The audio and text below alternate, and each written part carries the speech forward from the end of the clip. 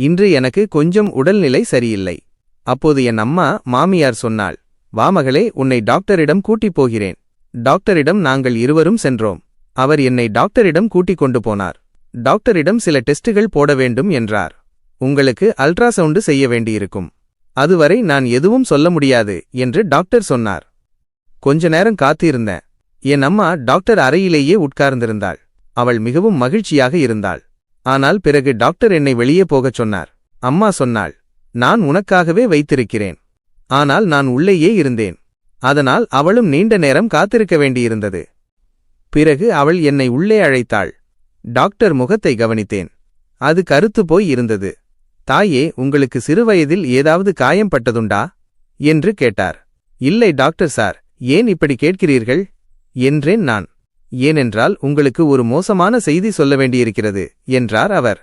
நான் கேட்டேன், என்ன செய்தி? நீங்கள் ஒருபோதும் தாயாக முடியாது. குழந்தை பெறுவதற்கான வாய்ப்பே இல்லை. இது ஒரு பிறவிக் கோளாறு. இதை விரிவாக விளக்க முடியாது. இதுவரை சொன்னதே போதும். நீங்கள் குழந்தை பெறுவதற்கான அங்கங்கள் சரியாக வளரவில்லை என்றார் டாக்டர்.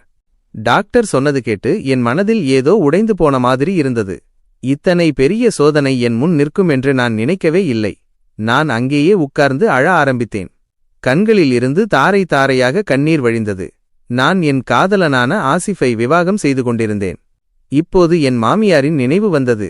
என் அம்மா சொல்லுவாள், என் மாமியாரும் முதலில் என்னை இப்படித்தான் தள்ளினார்கள். ஆனால் இப்போது எனக்கு தோன்றியது, என் வாழ்வும் அப்படியே முடிந்துவிடும் போல. நான் குழந்தை பெற முடியாத ஒரு பெண்ணாக இருந்தால் என் கணவரின் வாழ்க்கையில் எனக்கு என்ன மதிப்பு இருக்கும்? அவர் அம்மாவுக்கு குழந்தைகள் மீது பிரியம் அதிகம். நான் அங்கேயே உட்கார்ந்து அழுது கொண்டிருந்தேன். நிலம் பிளந்து நான் உள்ளே விழுந்துவிடவோ அல்லது இந்த அறை என்றென்றும் மூடப்பட்டுவிடவோ என்று ஆசைப்பட்டேன். அழுது தீர்ந்த பிறகு என் மாமியார் என்னை தேற்றினாள். மகளே, கவலைப்படாதே. நான் உன் கணவரிடம் எதுவும் சொல்ல மாட்டேன். மாமியாரின் இந்த மாற்றத்தை பார்த்து நான் ஆச்சரியமடைந்தேன். பொதுவாக அவர் மிகவும் கடுமையானவராக இருப்பார். ஆனால் இன்று அவர் பரிவுடன் பேசினார். சிறிது நேரம் கழித்து அவர் சொன்னார், மகளே, நீ சொன்னால் நான் உன்னை ரஷீதா பேகம் வீட்டுக்கு கூட்டிக் கொண்டு போகிறேன். உனக்கு தெரியுமா, ரஷீதா பேகம் வீட்டுக்கு வரும் பெண்கள் அனைவருக்கும் ஏதாவது ஒரு பிரச்சனைதான் இருக்கும். குழந்தை பெற முடியாமல் இருப்பார்கள், அல்லது குழந்தைகள் இறந்து பிறப்பார்கள். ரஷீதா பேகம் கொடுக்கும் மருந்தால் எல்லாம் சரியாகிவிடும். அவர் ஒரு சிறப்பு கோரியின் மருந்து கொடுப்பார். அதைச் சாப்பிட்டு ஒரு மாதத்தில் நீ கர்ப்பமாகிவிடுவாய். உன் வீட்டில் மகிழ்ச்சி குடிகொள்ளும். நான் சொன்னேன், அவர்கள் பொய் சொல்கிறார்கள். அவர்களுக்கு பணம் சம்பாதிப்பதில் மட்டுமே கவலை. டாக்டர் என் நிலையை பார்த்து விலையுயர்ந்த சிகிச்சை செய்ய வேண்டும் என்பதற்காக இப்படி சொல்கிறார். ஆனால் என் மாமியார் சொன்னாள், அதெல்லாம் ஒன்றுமில்லை. கவலைப்படாதே, நான் உன்னை ரஷீதா பேகம் வீட்டுக்கே கூட்டிக் கொண்டு போகிறேன். அவர் கொடுக்கும் மாத்திரைகளை சாப்பிட்டால் ஒன்றல்ல பல குழந்தைகளை பெறலாம். மாமியாரின் பேச்சை கேட்டு நான் மகிழ்ச்சியடைந்தேன். அவர் சொன்னார், தன்னுடைய மகள் ரஹீலாவையும் அதே ரஷீதா பேகம் வீட்டுக்கு கூட்டிப் போய் அவர் கொடுத்த கோரியன் மருந்தை சாப்பிட்ட பிறகு அதே மாதத்திலேயே கர்ப்பமாகிவிட்டதாக. என் மனதில் நம்பிக்கையின் ஒளி மீண்டும் ஒளிர்ந்தது. மாலையில் ஆசிஃப் வந்து என்னை ரஷீதா பேகம் வீட்டுக்கு அழைத்துச் செல்வதாகச் சொன்னார். நான் ஆவலோடு மாலை நேரத்தை எதிர்பார்த்து கொண்டிருந்தேன். மாலையானதும் அவர் என்னை ஒரு சால்வை போர்த்திக் கொள்ளச் சொன்னார். நாங்கள் இருவரும் ரஷீதா பேகம் வீட்டுக்குச் சென்றோம். ரஷீதா பேகம் வீட்டில் உண்மையிலேயே பல பெண்கள் இருந்தார்கள். அவர்களில் 4 முதல் 5 வரை பேரிடம் பேசினேன். அவர்களும் ரஷீதா பேகம் கொடுத்த மருந்தால் குணமடைந்து குழந்தைகள் பெற்றதாகச் சொன்னார்கள். இதைக் கேட்டு என் மனத்தில் இருந்த சந்தேகங்கள் அனைத்தும் தொலைந்தன. என் திருமணம் 2 மாதம்தானே ஆகியிருந்தது. பிறகு நான் ரஷீதா பேகம் முன் சென்றேன். அவர் என்னை அன்பாக வரவேற்றார். பிறகு ஒரு சிறு பையை எடுத்து என்னிடம் கொடுத்து சொன்னார், மகளே, இந்த மாத்திரைகளை கண்டிப்பாக ஒழுங்காக சாப்பிடு. ஒன்று கூட விடப்படாது. இதோ இந்த துவாக்களை, பிரார்த்தனைகள் கடைசியில் படித்துக்கொள். அவர் மாத்திரைகளை என்னிடம் கொடுக்கும்போது என் மாமியார் குறுக்கிட்டு, நானே வைத்துக் கொள்கிறேன் என்று சொல்லி அந்த மாத்திரைகளை வாங்கிக் கொண்டார். உனக்கு இந்த மாத்திரைகளை பற்றி தெரியாது. இது மிகவும் முக்கியமானது. இதை நானே பாதுகாப்பாக வைத்துக் கொள்கிறேன் என்று சொன்னாள். அந்த நிமிடத்தில் என் மாமியாரின் மீது எனக்கு பெரும் பிரியம் ஏற்பட்டது. எவ்வளவு அக்கறையாக இருக்கிறாள்!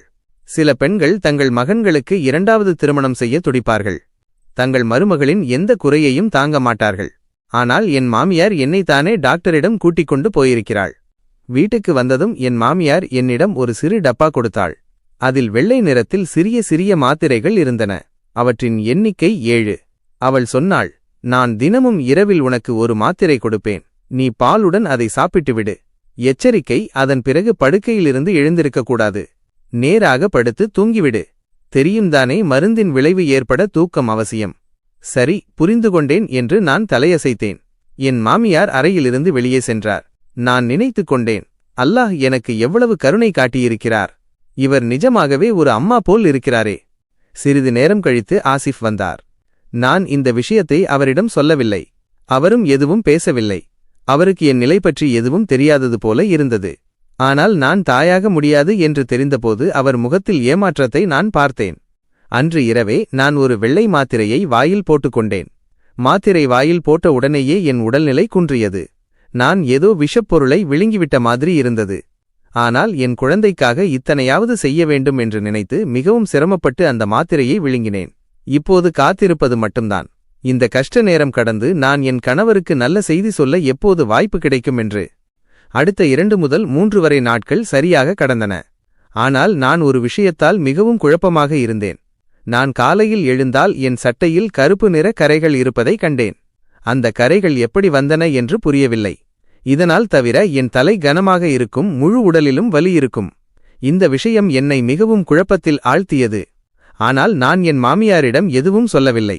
அவர் மீண்டும் என்னை எந்த டாக்டரிடமும் கூட்டிக் கொண்டு போகக்கூடாது என்று பயந்தேன். அவர் என்னை பற்றி மிகவும் கவலைப்படுகிறார். இன்று நான் மிகவும் மகிழ்ச்சியாக இருந்தேன். ஏனென்றால் என் மாத்திரை பாட்டியை நிறைவு செய்யும் நாள் வந்துவிட்டது. என் கையில் இப்போது கடைசி மாத்திரை மட்டுமே இருந்தது. இரவு வந்ததும் இன்று கடைசி மாத்திரையை சாப்பிட்டுவிட்டு படுத்துக்கொள்வேன் என்று நினைத்தேன். அதன் பிறகு விரைவில் நல்ல செய்தி கிடைக்கலாம் என்று எதிர்பார்த்தேன். இந்த மகிழ்ச்சியில் அந்த மாத்திரை என் கையில் இருந்து கீழே விழுந்துவிட்டது. இரவு நேரம். அறையில் இருண்டிருந்தது. மாத்திரையை தேட நான் நிறைய முயற்சி செய்தேன். ஆனால் அது எங்கும் தென்படவில்லை. பிறகு நான் போய் ஒரு டார்ச் எடுத்து வந்தேன். படுக்கைக்கு அடியில் எல்லா இடங்களிலும் பார்த்தேன். ஆனால் என் மாத்திரை காணவே இல்லை. எனக்கு மிகவும் வருத்தமாக இருந்தது. நான் என்னையே குறை சொல்லிக் கொண்டேன். இன்றுதான் கடைசி நாள். எல்லா முயற்சியும் வீணாகி போய்விட்டது. கடைசி மாத்திரை சாப்பிட்டிருந்தால் என் பிரச்சனை தீர்ந்திருக்கும். இப்போது மற்ற 6 மாத்திரைகளின் விளைவு கூட என் மீது இருக்குமா இல்லையா என்று தெரியவில்லை. பிறகு நான் நினைத்தேன், ரஷீதா பேகம் வீடு எவ்வளவு தொலைவில் இருக்கிறது? இன்னும் அதிக நேரம் ஆகவில்லை.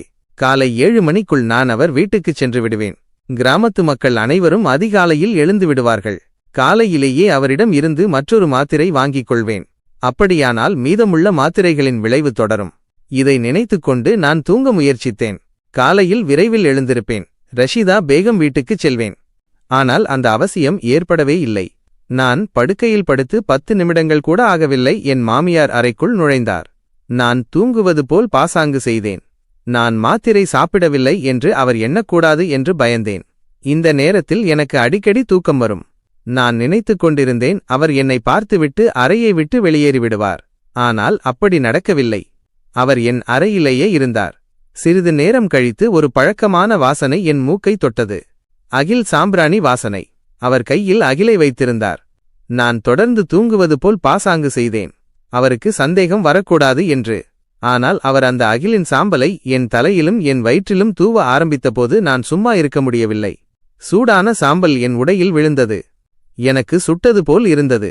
நான் ஒரு உரத்த கூச்சலோடு எழுந்து உட்கார்ந்தேன். நான் ஏதோ பயங்கர கனவு காண்பது போல் இருந்தது. என் எதிரே என் மாமியாரை பார்த்தேன். அவரை பார்த்ததும் என் இதயம் துள்ளிவிட்டார் போல் இருந்தது. அவர் கருப்பு நிற ஆடை அணிந்திருந்தார். நெற்றியில் ஒரு சிவப்பு நிற பூனைகள் பொருத்தப்பட்ட தாலி இருந்தது. அதை பார்த்ததும் என் ஆத்மா உடைந்து போனது போல் இருந்தது. அவர் ஏதோ ஒரு இந்து மந்திரவாதி செய்யும் சடங்கில் ஈடுபட்டிருப்பது போல் தோன்றியது. நான் எழுந்து கூச்சலிடுவதை பார்த்து அவர் பதற்றமடைந்தார். ஷோ, படுத்துக்கோ, இப்போது என்னிடம் கேள்விகள் கேட்காதே என்று அவர் கண்டிப்பாக கட்டளையிட்டார். நான் படுக்க வேண்டும் என்று. அவருடைய குரல் மாறிப்போயிருந்தது. எனக்கு மிகவும் விசித்திரமாக இருந்தது. அறையில் பரவியிருந்த துர்நாற்றத்தால் எனக்கு மூச்சு திணறியது. நான் கூச்சலிடுவதற்கு முன்பாகவே என் மாமியார் என் வாயில் கையை வைத்து என்னை இழுத்துக்கொண்டு பின்புற அறைக்குச் சென்றார். இந்த அறை வீட்டின் ஒரு மூலையில் இருந்தது. யாரும் அங்கு வருவதில்லை. இருண்ட அறை. அதை பார்த்தாலே எனக்கு பயமாக இருக்கும். அவர் என்னை அங்கே அடைத்து விட்டார். என் வாயில் துணியை அடைத்து வெளியே பூட்டிட்டுச் சென்று விட்டார். இதை பார்த்ததும் என் நிலை மோசமாகிவிட்டது. கண்களில் நீர் பெருகியது. என்னை ஏன் இங்கே அடைத்து விட்டார் என்று நான் சிந்திக்க ஆரம்பித்தேன். கத்திக் கொண்டிருந்தேன். ஆனால் யாரும் என் குரலை கேட்கவில்லை. இந்த அறை வீட்டின் பின்புறத்தில் இருந்ததால் என் குரலை கேட்க யாரும் இல்லை என்பது எனக்கு தெரியும். நான் என் கணவர் ஆசிஃபை குறை சொல்ல ஆரம்பித்தேன். அவர் என் நிலையை கவனிக்கவில்லை. என்னிடம் வந்து கேட்கக்கூட இல்லை. அவரும் அவர் அம்மாவின் சதியில் சேர்ந்து விட்டது போல் இருந்தது. அவருக்கு என்னை பற்றிய கவலை இல்லை. நான் காத்திருந்தேன். மாலை 4 மணி அளவில் ஆசிஃப் வந்தார். அவர் சொன்னார், நீ இங்கே இருக்கிறாய் என்று எனக்கு தெரியும். ஆனால் நீ சற்று பொறுமையாக இருக்க வேண்டும். இதன் பின்னால் இருக்கும் ரகசியத்தை நீ புரிந்து கொள்ள முடியாது. அவரை பார்த்ததும் நான் வெடித்தேன். என்ன ரகசியம்? நீங்கள் பைத்தியமா பிடித்து விட்டீர்களா? உங்கள் அம்மா வித்தியாசமான சடங்குகள் செய்த பிறகு என்னை இங்கே அடைத்துவிட்டார். நான் உங்கள் குழந்தையின் தாயாக இருக்கப் போகிறேன் என்பது உங்களுக்கு தெரியும். எனக்கு தெரியும் என்றார் ஆசிஃப். நான் உன் டாக்டர் ரிப்போர்ட்டை பார்த்துவிட்டேன். டாக்டர் ஜமீலாவிடம் நீ சென்ற அன்றே நீ தாயாக முடியாது என்பது எனக்கு தெரிந்துவிட்டது. நான் கேட்டேன், உண்மையாகவா? அப்படியானால் நீங்கள் ஏன் எனக்கு சொல்லவில்லை? உங்கள் அம்மா ஏன் இந்த விஷயத்தை என்னிடமிருந்து மறைத்தார்? ஏன் என்னை ரஷீதா பேகம் வீட்டுக்கு அழைத்துச் சென்றார்? ஏன் அந்த மாத்திரைகளை எனக்கு கொடுத்தார்? நான் உனக்கு எல்லாவற்றையும் சொல்கிறேன் என்றார் ஆசிஃப் கையசைத்து என்னை உட்காரச் சொல்லி. நான் முடிவில்லாமல் உட்கார்ந்தேன். வேறு வழி இல்லை. அவர் சொல்வதை கேட்க வேண்டும். ஆனால் எனக்கு பயமாக இருந்தது. நான் அவர் பாதங்களில் விழுந்தேன். அல்லாஹ்வின் மேல் ஆசிஃப், முதலில் என்னை இங்கிருந்து வெளியேற்று. அதன் பிறகு நீங்கள் எதுவும் செய்யுங்கள். எனக்கு மூச்சு திணறுகிறது. பயப்படாதே, நான் உன் கூடவே இருக்கிறேன் என்றார் ஆசிஃப். இப்போது கவனமாக கேள். என் அம்மாவை நீ அறிவாய். அவர் ஒரு சக்தி வாய்ந்த மந்திரவாதி. அவரிடம் பலர் வந்து உதவி கேட்பார்கள். அவர் அனைவருக்கும் இலவசமாக சிகிச்சை அளிப்பார். ஆனால் உனக்கு தெரியாது, அவர் ஒரு விசேஷ காரியத்தில் ஈடுபட்டிருக்கிறார். அவர் சில பெண்களுக்கு உதவுகிறார், குறிப்பாக 5 பெண்களுக்கு. ஆனால் அவர் விரும்புவது அவர் உதவிய பெண் ஒருபோதும் அவர் வீட்டை விட்டு வெளியேறக்கூடாது என்பதுதான். அதாவது அவரைப் போலவே அவளும் ஆகிவிட வேண்டும். அதற்காக ஒரு சிறப்பு சடங்கு செய்ய வேண்டும். அவர் என் திருமணத்தை உன்னுடன் நடத்தியபோது என்னிடம் ஒரு வாக்குறுதி வாங்கினார். நான் என் விருப்பத்தின்படி திருமணம் செய்து கொள்கிறேன். ஆனால் திருமணத்திற்கு பிறகு உன்மீது இந்த சடங்கை செய்ய அவருக்கு அனுமதி அளிக்க வேண்டும். இதனால்தான் நான் அவர் முன்னால் எதுவும் பேச முடியவில்லை. ஏனென்றால் அவர் என் வேண்டுகோளை ஏற்றுக்கொண்டார். உன்னை எனக்கு மனைவியாக அனுமதித்தார். ஆனால் இப்போது நானும் அவருக்கு கீழ்ப்படிய வேண்டும், இல்லையா? அவர் ஒரு யாகம் செய்கிறார் என்று நினைக்கிறார். அதைச் செய்யட்டும். இதனால் உன் குழந்தைக்கும் எந்த தீங்கும் நேராது என்று நான் நம்புகிறேன். ஆனால் எனக்கு தெரியும், என் அம்மாவின் நோக்கம் நல்லதுதான். அவர் மற்ற பெண்களுக்கு உதவ விரும்புகிறார். என் கணவரின் கதையை கேட்டு நான் கத்தினேன். நீங்கள் பைத்தியமா பிடித்து விட்டீர்களா ஆசிஃப்? வேடிக்கை காட்டாதேயும். உங்கள் அறிவுக்கு என்ன நேர்ந்துவிட்டது? அல்லாஹுவின் கட்டளை என்ன? ஒரு பெண்ணின் மீது இப்படி ஒரு சூனிய சடங்கு செய்வதா? அவர் மற்றவர்களுக்கு உதவுகிறார் என்று சொல்கிறீர்கள். ஆனால் அவர் தன் சொந்த மகனின் வம்சத்தை அழிக்க முனைந்திருக்கிறாரே. நான் கர்ப்பமாக இல்லாவிட்டால் அந்த அபாயகரமான மாத்திரைகளை ஏன் எனக்கு கொடுக்க வேண்டும்? நீங்கள் எப்படியான தந்தை? உங்கள் குழந்தையின் மீதாவது அக்கறை இல்லையா? அந்த குழந்தை இறந்துவிட்டால் உங்களுக்கு வருத்தம் இருக்காதா? இல்லை என்றார் ஆசிஃப் அமைதியாக. எனக்கு வருத்தம் இருக்காது.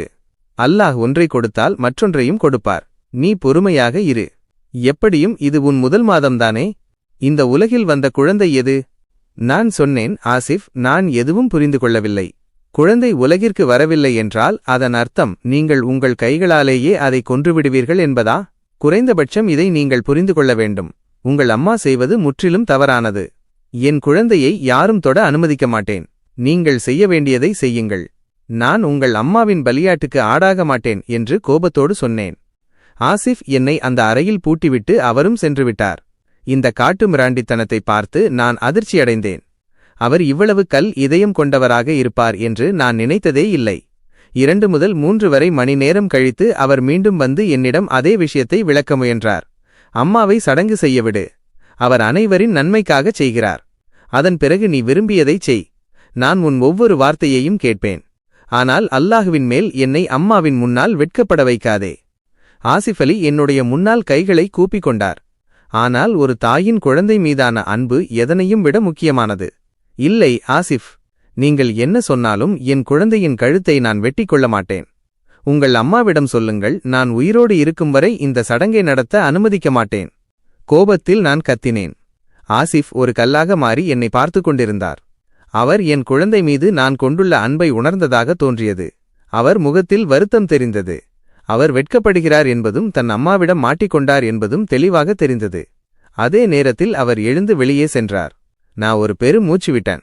ஆனால் அவர் மீண்டும் வந்தார். என் அறையை திறந்தார். வெளியேறு. இந்த வீட்டிலிருந்து எவ்வளவு தூரம் போக முடியுமோ அதை விட்டு வெளியேறு. இல்லை என்றால் நான் உன் உயிரை போக்கிவிடுவேன். பிறகு ஆசிஃப் என்னை தனது நண்பரின் வீட்டுக்கு அழைத்துச் சென்றார். என்னை சாலை வரை விட்டுவிட்டு இந்த பணத்தை வைத்துக்கொள். நானே உன்னை இங்கிருந்து அழைத்துச் செல்கிறேன். அம்மாவுக்கு ஒரு வெறி பிடித்துவிட்டது. அவள் உன்னை விடமாட்டாள் என்று சொன்னார். ஆசிஃபை விட்டுவிட்டு நான் என் சாமான்களை எடுத்துக்கொண்டு என் மாமியார் வீட்டிலிருந்து வெகு தொலைவு சென்றேன். என் மனதில் பிரார்த்தனை செய்து கொண்டிருந்தேன், நான் செல்லும் இடத்தில் உள்ளவர்கள் என்னிடம் நல்ல முறையில் நடந்து கொள்வார்கள் என்று. நான் அங்கு சென்றபோது அவரது மனைவி என்னை மிகவும் அன்பாக வரவேற்றார். என் கணவர் முன்னரே அவர்களிடம் நான் வருவதாகச் சொல்லியிருந்தார். அந்த குடும்பத்தினர் எனக்கு எந்தவிதமான சிரமமும் ஏற்படுத்தவில்லை. நான் 6 மாதங்கள் அங்கே அமைதியாக இருந்தேன்.